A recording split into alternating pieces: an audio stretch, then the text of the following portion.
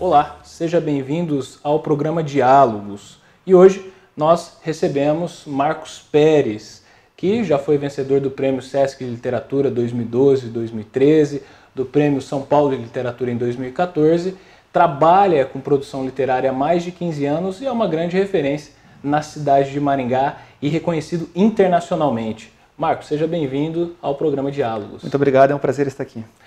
Marcos, você tem duas grandes obras que são reconhecidas internacionalmente, o Evangelho segundo Hitler e Que Fim Levou Juliana Klein. Vamos separar a conversa porque são duas obras bastante complexas e, de certa forma, uma continuidade mais distintas, né? Como é que surgiu a ideia para você produzir o Evangelho segundo Hitler? Bom, primeiramente, obrigado pelo convite. Realmente é muito gratificante estar aqui hoje. E o Evangelho, quando ele nasce, o contexto era todo diferente, né? Era uma brincadeira, eu não tinha a intenção de ser um escritor profissional. Eu já havia escrito outros livros, mas sempre com o intuito de me entender um pouco mais. A escrita servia para compreender quem eu era. Eu sempre fui um leitor, então, acima de tudo, eu sempre gostei de ler. E escrever acabou sendo uma continuidade desse trabalho de leitura. E o Evangelho ele nasce em um tempo que eu estava lendo muito Jorge Luis Borges, que é um grande escritor argentino. Ele é reconhecido mundialmente como talvez um dos maiores escritores do século XX. E ele tinha escrito um conto que se chama Três Versões de Judas, que na época me chamou muita atenção. E eu achei aquilo que era um mote para um romance. Eu decidi usar o Borges como protagonista do livro também, porque ele era um personagem que eu entendia, eu sabia o que eu podia utilizá-lo, eu sabia detalhes da vida dele, eu conhecia muito da vida dele também. Então eu decidi usar ele como personagem e a obra dele foi mote para eu lançar esse livro. E quando eu acabei de escrever, eu não tinha intenção de publicar, até muitos perguntam pelo título, assim, é um pouco polêmico e tudo mais, mas eu não tinha intenção de entrar no mercado. Era realmente para mostrar para alguns amigos e colocar na gaveta como acontecia com os outros livros. Deu certo de eu mandar para um prêmio de inéditos, que é o Prêmio Sesc de Literatura, e eu mandei também como desencargo de consciência, porque eu achei que uma instituição até que tem uma certa ligação com o Estado e tudo mais, eu achei que não compraria a ideia de um livro com essa polêmica de Hitler, e acabou rolando. O livro acabou vencendo o prêmio, e de um dia para o outro, então eu comecei a ter essa alcunha de escritor, que até então não era, né? Nem meus pais sabiam que eu escrevia, então foi de um dia para o outro, não foi uma coisa gradual. E você é funcionário público, formado em Direito, né? Como é que foi essa sua relação? Até para falar para os seus superiores, para os seus amigos, falar, olha, agora eu sou escritor. Porque é uma ruptura muito grande da carreira, né? Não é uma coisa que você está trabalhando no teatro e vai para a dança, não, você está trabalhando no Direito e vai para a literatura. Sim, bom, primeiro eu acho interessante isso, porque se você analisar a literatura brasileira, há muitos egressos do funcionarismo público. Então, eu acho que os meus patronos aí, o pessoal que veio antes de mim é um pessoal de muito respeito. Uhum. E, bom, realmente foi um momento difícil, porque o ambiente, eu trabalho num tribunal de justiça, e é um ambiente muito, como qualquer repartição pública, é um ambiente burocrático, né? Serve para dar um resultado específico, então você trabalha naquele fim. Então, mesmo a linguagem que a gente usa é aquela linguagem técnica, jurídica, então é todo muito complexo, muito burocrático. Acho que não tem outra palavra para dizer. Uhum. E no dia que eu recebi o prêmio, eu estava trabalhando, me ligaram e foi uma surpresa. Eu não esperava a ligação, foi uma ligação do Rio de Janeiro e eu tive que assimilar aquilo na hora. E as pessoas perguntaram que prêmio que eu havia recebido e eu falei que recebi um prêmio de literatura. E as pessoas não sabiam que eu escrevia romances, né? Eu sempre achei um pouco complexo dizer que eu escrevo romances.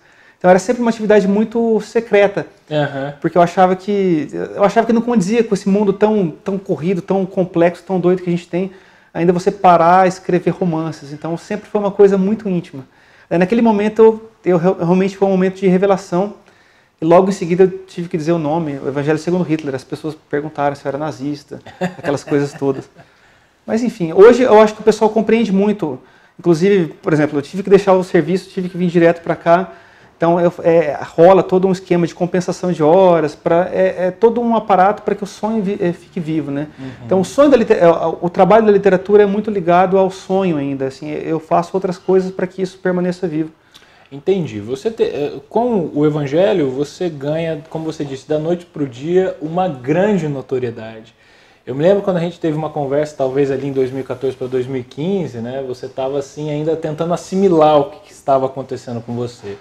Em pouco tempo você é convidado pela editora Record para assinar um contrato, para dar uma continuidade no seu trabalho. Como é que foi essa sua relação com a editora Record? Como é que aconteceu eles chegarem até você? Bom, o Prêmio Sesc ele funciona de uma maneira muito legal. Ele realmente ele insere os aspirantes a escritores no mercado editorial. Então, o prêmio do Sesc, ao contrário de outros prêmios que é em dinheiro, o prêmio Sesc você tem uma publicação numa grande editora, no caso a Record. Então, eu tive essa publicação do Evangelho e em um pouco tempo tinha que participar de eventos literários com pessoas que até então eram heróis meus, que estão na minha cabeceira. Eu tinha que participar junto com eles de evento, então foi esse processo de realmente conhecer o ofício, o que é ser um escritor no Brasil nos dias atuais, ele foi feito em um curso muito pequeno. Então, e logo em seguida eu já comecei a escrever, e daí o processo de escrita já foi totalmente diferente, porque eu já sabia que ele poderia vir a público, eu já entendia as consequências de um livro, a editora, como que era o processo de revisão. Diz a continuidade. Sim, E eu tive sorte, que eu acho, porque o Carlos Andreasa, logo em seguida, ele assumiu a ficção da Record. Até então ele trabalhava com não ficção. E ele tem uma característica de apostar em escritores contemporâneos, em nova literatura brasileira. É um dos grandes focos da Record ter essa abertura para escritores contemporâneos. E eu, numa reunião do Rio de Janeiro, eu fui para lá, e conversei com ele e ele foi muito direto. Falou, você está escrevendo alguma coisa, vamos assinar um contrato. Eu falei, mas eu não tenho nem um título ainda. Mas o contrato foi assinado porque ele confiava. Então foi um momento foi um momento de afirmação. Porque até então o Evangelho foi uma coisa legal que aconteceu, que rolou, mas que eu realmente estava muito inseguro com os próximos passos. E naquele momento em que tinha um editor de uma grande editora apostando todas as fichas dele em um escritor que não tem renome, que não é do eixo Rio-São Paulo, que não tem apadrinhamento. Então ele confiou, acho que no texto e na potencialidade do Evangelho. Então foi bacana. Eu realmente, naquele momento, eu entendi que eu precisava continuar escrevendo, que tinham pessoas que estavam confiando nisso. Daí nasce Juliana e depois disso também esse trabalho de formiguinha, de escrever um pouquinho por dia, acho que ele nunca parou. Desde então eu escrevo. Nos meus momentos de folga eu me concentro para escrever um pouco. Seu segundo livro, então, que levou Juliana Klein, como é que nasceu essa continuidade da história? Foi um processo natural? Foi difícil para você pensar numa continuidade? E mais do que isso, seu desafio de tentar ambientar isso em cidades do Paraná, como é que é esse contexto que eu acho um grande barato, né? Que de certa forma você leva a nossa cultura para outras cidades. Eu acho isso um ponto interessante, porque enquanto leitor, eu gosto de conhecer outras culturas através da leitura. E eu tive muito contato com outras cidades, com outros aspectos, enfim, sociais, históricos, através da leitura. Posso citar mesmo a Buenos Aires, do Borges, que antes de conhecer fisicamente Buenos Aires, eu já sabia os bairros, sabia os nomes de ruas e tudo mais. Então, enfim, era uma das preocupações minha fazer esse trabalho no Juliana Klein, porque no Evangelho eu não consegui. No Evangelho eu fiquei muito amarrado à trama, e a trama tinha que se passar na Alemanha, pelas questões que o livro está falando. Então, o livro ele era muito distante da nossa realidade. O personagem, o argentino, eu falava de aspectos do nazismo, então o livro temporalmente e a parte... tempo e espaço ele estava distante da gente, né? Eu não poderia... As referências estavam todas muito distantes. Então, quando eu decidi escrever o Juliano, eu falei, não, eu quero que ele seja mais próximo, tanto no tempo quanto no espaço. Então, quando eu faço algumas brincadeiras, o livro ele se passa em 2011, então já tem Facebook, as referências aos desenhos que a personagem infantil gosta são referências que as pessoas entendem. Então, eu queria aproximar no tempo e queria que aproximasse no espaço. Então, foi proposital que eu falasse de Curitiba. Até porque também Curitiba tem uma grande tradição literária. Nós temos grandes heróis que são de Curitiba. Então também era uma coisa proposital. Bom, você tem 2 publicações, imagino que está caminhando para a terceira, né? Como é que você está trabalhando nessa terceira publicação sua? Bom, eu gosto muito do personagem do Irineu de Freitas, que ele aparece no Juliana. Eu acho que ele quando eu começo, no Juliana ele já aparece, ele não se conta muito a história dele, e depois não se conta o fim que o Irineu tem. Então eu acho que ele é um personagem que eu quero desbravar mais, eu quero dar um arco para ele, eu quero colocar o início e o fim dele.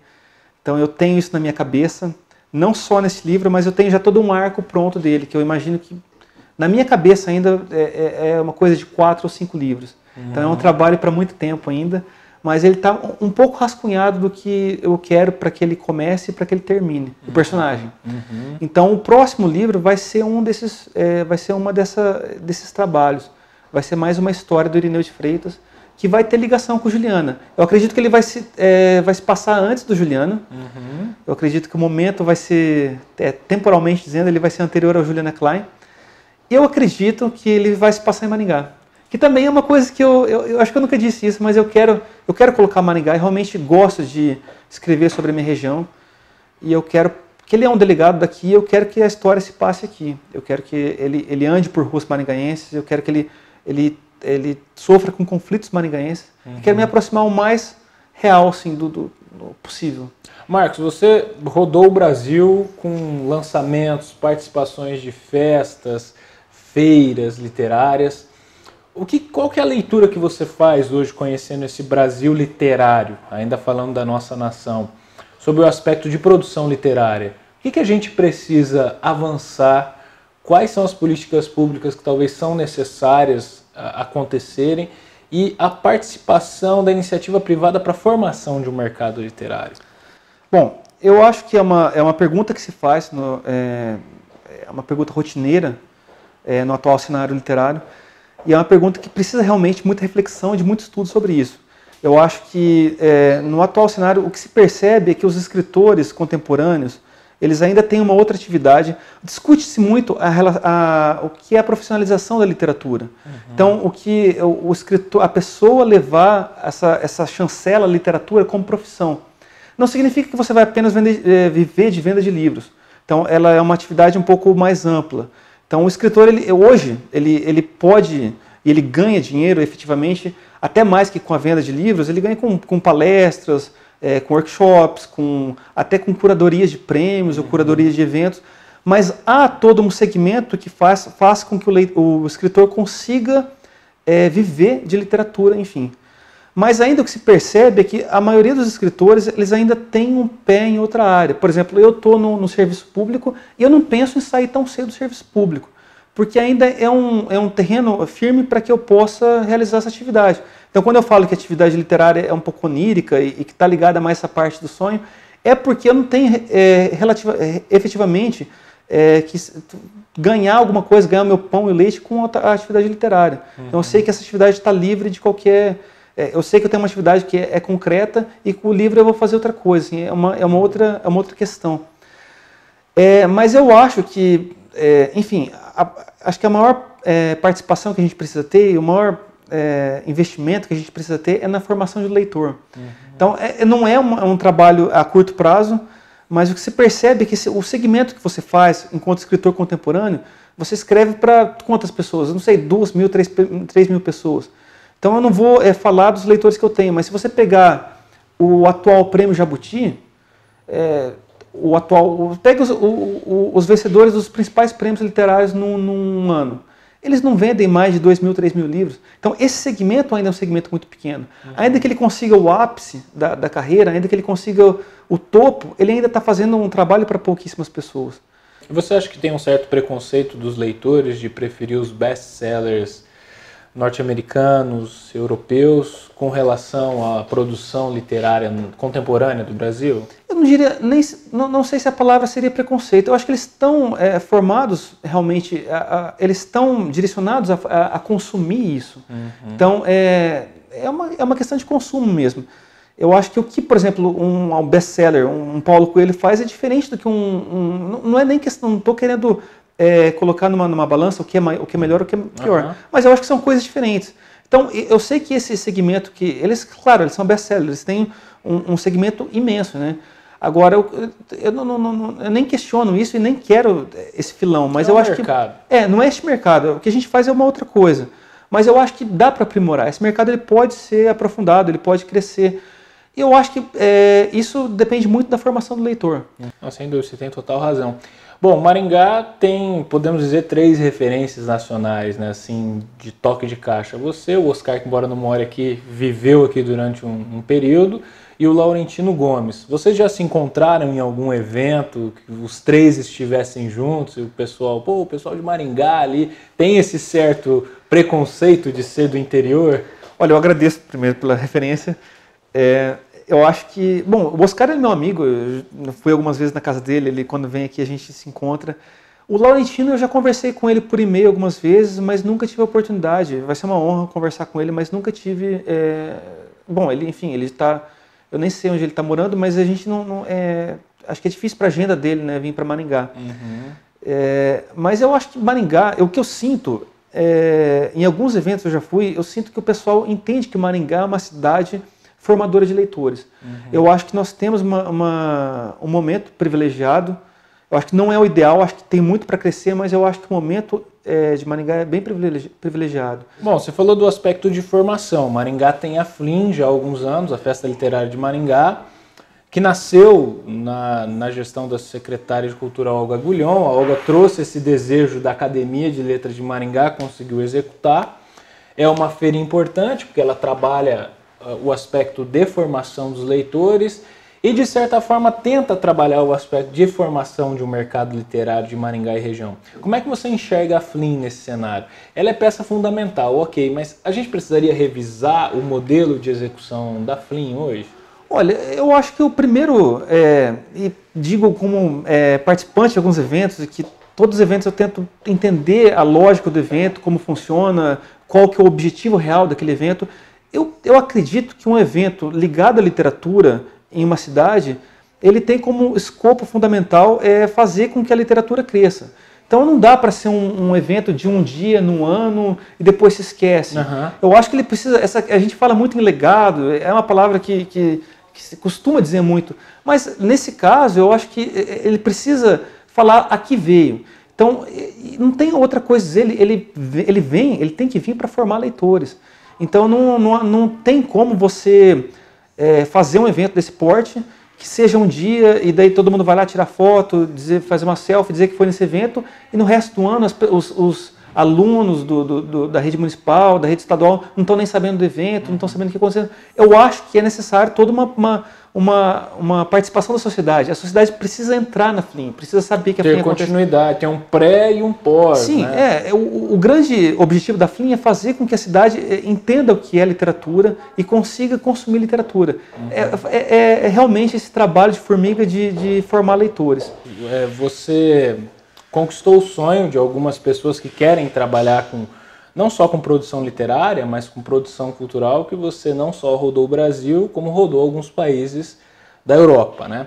Você tem livros publicados em Portugal, na Espanha, deve entrar uma negociação na França. Como é que foi a receptividade quando você participou nesses eventos nos países europeus?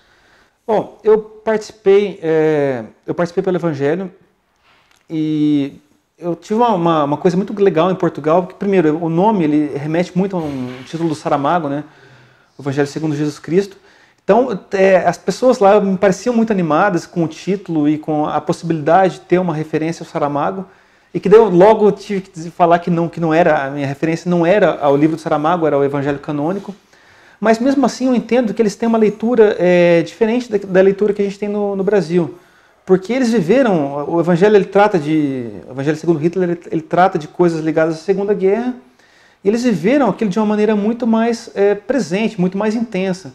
Então a gente conhece a Segunda Guerra, mas a gente conhece de histórias mais distantes, ou de livros mesmo, acadêmicos, mas a gente de fato não teve uma vivência disso, né?